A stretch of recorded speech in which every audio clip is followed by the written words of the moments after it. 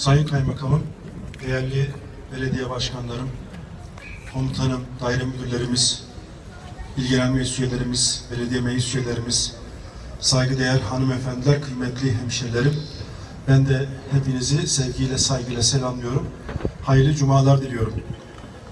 Burada doğalgazla ilgili bir tören gerçekleştiriyoruz. Şimdi konuşmacılar çok güzel şeyler söylediler. Temiz çevre, çevremiz temiz. Biz kirletmezsek. Çok şükür suyumuz temiz. Çok şükür havamız da temiz olacak. Başkanım boruları yeniledik dedi. Kurudere'den gelen su hem kayıp kaçak olmayacak hem de daha sağlıklı bir şekilde sizlere ulaşacak. Zaman zaman tahliller yapılır. Suyumuz çok şükür hep temiz çıkmıştır. Bundan sonra inşallah havamız da temiz olacak. Bakın, vaktimiz var mı? Var. Namazı kıldınız, yemek de var, ikindiye de zaman var. İnşallah yağmur da bize müsaade edecek, yağmayacak. Şimdi şu belediyenin 4. katından bakarken, belediye başkanıyken sabah erken saatlerde şu iki bina, bu arkamdaki bina bizim kendi binamız, siyah zift çıkardı. Aynı şekilde toplu konutlardan hakeza aynı şekilde kötü duman çıkardı. İnsanların üzerine kurum yağıyor. İpçioğlu'na çıkardık, oradan bakardık, devrek gözükmezdi. Gözükmezdi. Ne demek bu? Zehir demek. Soluduk bunu yıllarca maalesef. Ama şimdi çok şükür çok istedik, çok arzu ettik, geldi. Yalnız müdürüm söyledi, benim evin önünde kutu falan yok. Ne zaman olacak? Ben de abone olmak istiyorum. Nehrin o tarafı, bu tarafı. Efendim? Bağlayalım. Kısa zamanda bitirelim. Şimdi bu ne demek? Bu temizlik demek. Kolaylık demek. Sağlık demek. Sıhhat demek. Şimdi biz kömür cennetinde yaşıyoruz, biliyorum. Kömür var Zonguldak'ta. Hele Zonguldak'ın öyle ilçeleri var ki, öyle beldeleri var ki, evin yatak odasından kömür madenine iniliyor. Kaçak kömür ocakları var. Bunlar evlerde yakılıyor. Hava kirliliğine sebebiyet veriyor. Yine yakılacaktır, ben biliyorum. Ama lütfen doğalgaz kullanalım. Kullanmaya başlayalım. Bir de izolasyon yaparsak, şimdi hükümetimizin çok güzel çalışmaları var. Kentsel dönüşüm yapılıyor. Eski binaları yenilemek için vatandaşlarımıza bir takım teşvikler veriliyor. Bunları araştıralım. Bunları belediyedeki arkadaşlarımız bilirler. İzolasyon yaparsak doğalgaz kömürden ucuza gelir. Çok da rahat ısınırız. Hasta olmayız. İlaç parası vermeyiz. Doktora gitmeyiz. Evde rahat, pratik yaşarız. Filtre getirdik, sulu sistem, baş edemedik. Kalorifercileri kursa gönderdik. Düzgün yakamıyorlar diye baş edemedik. Kömürler temiz olsun dedik, yıkanmış olsun dedik, poşetle atılmasın dedik, baş edemedik. Devrek, Çukurdağ, etrafı dağlarla çevrili. Şuraya büyük bir vantilatör koyma şansımız da yok. Bunu üfleyelim. Tek çare var, doğalgaz. Tek çare. Başka yok. Şimdi bunu kullanacağız. Zamanla yaygınlaşacak. Kışın, komutanım, hoş geldiniz. Kışın hava kirliliği olduğu için Ankara'da yaşayan devrekliler var. Burada hava kirliliği var diye. Astım var, bronşit var. Zaten maden hastalıkları var. Zaten ciğerlerde sorun var. Madende çalıştık. Bir de hava kirliliği olduğu zaman nefes almak mümkün değil. Bizim en çok şikayetimiz devrekte astım, bronşit ve kalp rahatsızlıklarıdır. Nefes darlığıdır. İnşallah bugün bir vesile olacak. Allah razı olsun herkesten. Başkanımdan, firma yetkililerinden. Kilimli'deki sorunla ilgili, Zonguldak'taki problemle ilgili patronunuzla görüştüm, Gazi Bey'le. Aynı problem değil mi? Bugün inşallah onun çözülmesi noktasında da çalışmalar yapacağız. Şimdi devreğimizin güzel projeleri var. Devlet için çalışıyoruz. Allah razı olsun. Sizler de bize her zaman destek oluyorsunuz, yalnız bırakmıyorsunuz. Bir problem de bu otopark problemiydi. Çözülecek. Tabii bunlar yapılırken yollar kazıldı. Yapılacak. Biraz sabır. Biraz çile çektiniz biliyorum. Ama hepsi bitecek inşallah.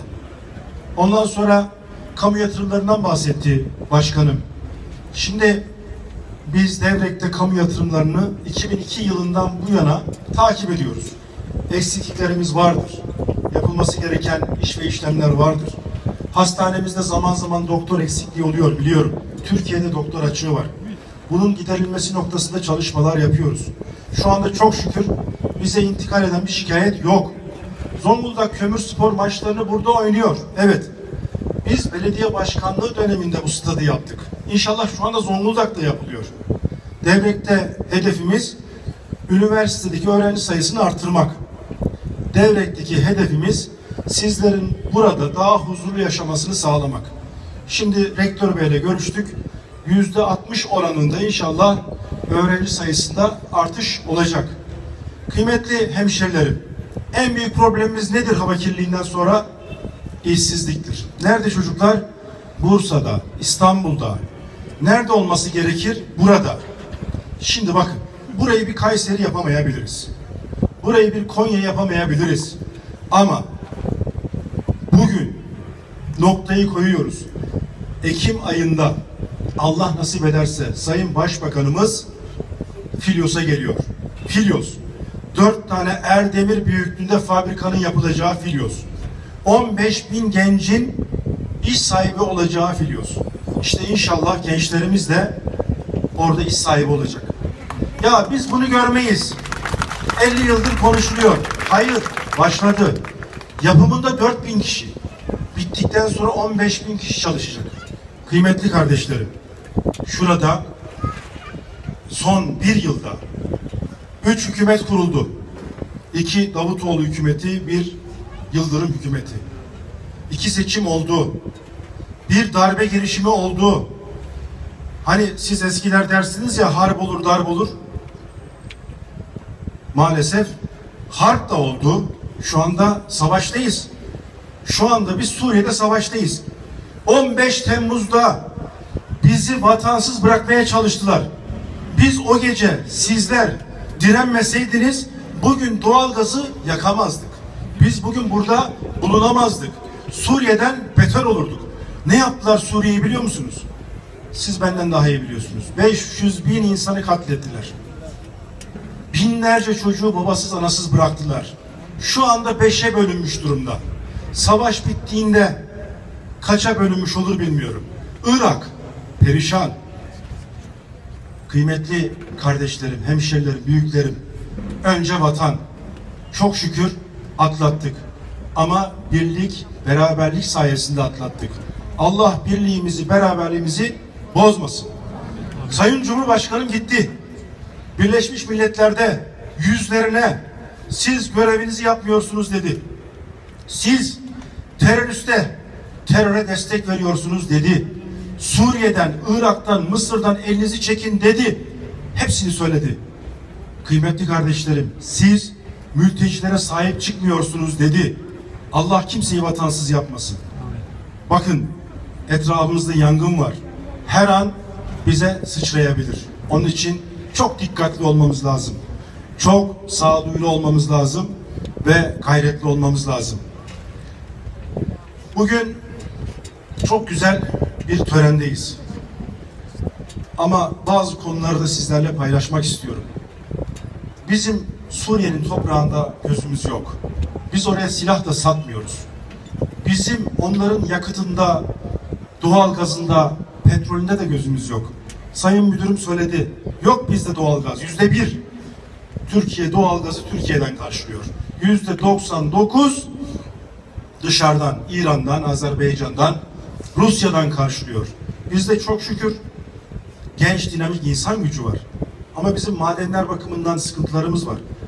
Ancak biz hiçbir zaman emperyalist düşünceye sahip olmadık. Başka bir vatanın toprağında gözümüz olmadı. Enerji kaynaklarında gözümüz olmadı. Bugün Batı bakıyoruz sömürgecilik yapıyor. Batı bakıyoruz silah veriyor. Onların enerji kaynaklarını sömürüyor.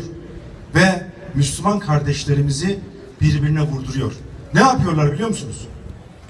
Bu DAEŞ'i bitirmek için PKK'ya silah veriyorlar. Dün bir terörist öldürüldü. Dün. Göğsünden haç çıktı. Hristiyan. Dikkatinizi çekerim. Ne yapıyorlar? Orada bir koridor oluşturmaya çalışıyorlar. Bizi sıkıntıya çekmeye çalışıyorlar. Bölmeye, parçalamaya çalışıyorlar.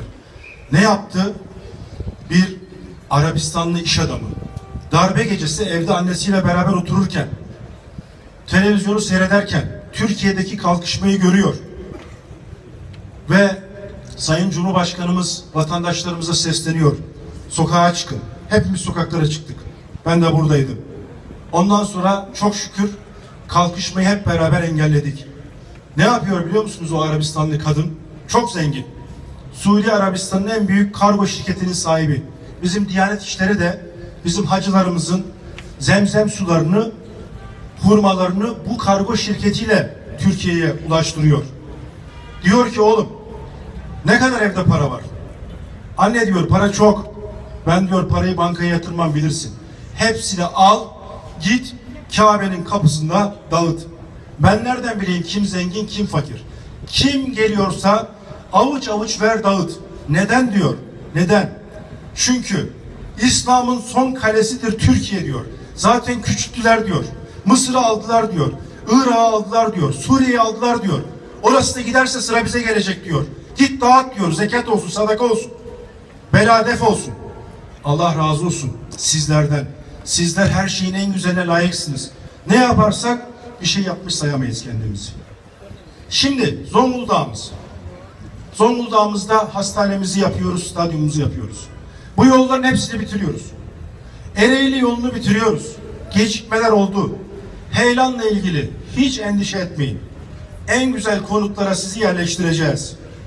Bu heyelana kim ne sebep olduysa araştırılacak, bulunacak. Sizler mağdur olmayacaksınız. Heyelan ne zaman oldu? İnşallah. Ne zaman oldu? Daha dün oldu. 60 yıldır, 200 yıldır heyelan olmuş, evleri yıkılmış, evine girememiş, ev sahibi olamamış vatandaşlarımız var. Ama çok şükür biz takip ediyoruz. Bu olacak, merak etmeyin. En güzel şekilde olacak. Hem de konforlu binalarda inşallah oturacaksınız. Sağlam binalarda inşallah oturacaksınız. Zonguldak'ımıza 7 katrilyonluk yatırım yapılmıştır. TTK'nın zararıyla beraber 15 katrilyon civarındadır. Daha fazlasını hak etmektedir. İnşallah bunu da hep beraber başaracağız. Burada çok önemli bir konu. Şehitlerimizden bahsetmeden geçemeyeceğim. Geçen hafta Çaycuma'da, 3 hafta önce gene Çaycuma'da ve son aylarda Zonguldak'ımızın çeşitli beldelerinden şehitlerimiz oldu. Allah rahmet eylesin. Kederli yakınlarına Rabbim sabırlar versin. Mekanları cennet olsun. Bugün Zonguldak'ımızda maden şehitlerimiz var. Terör şehitlerimiz var. Kurtuluş Savaşı şehitlerimiz var. Allah hepsinden razı olsun. Kıymetli hemşerilerim, bu güzel günde sizlerle beraber olmanın mutluluğu içerisinde tekrar bu güzel çalışmanın, bu güzel hizmetin hepimize hayırlı olmasını diliyorum. İnşallah önümüzdeki günlerde daha başka hizmetlerde olacaktır. Daha başka yatırımlarda olacaktır. İnşallah sizler burada daha huzurlu yaşarsınız. Rabbim sizlere ve sevdiklerinize sıkıntı üzüntü vermesin.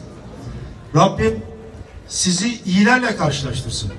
Kadir kıymet bilenlerle karşılaştırsın. İnşallah sağlık huzur versin diyorum. Tekrar emeği geçenlere teşekkür ediyorum. Hayırlı uğurlu olsun. Kalın sağlıcakla.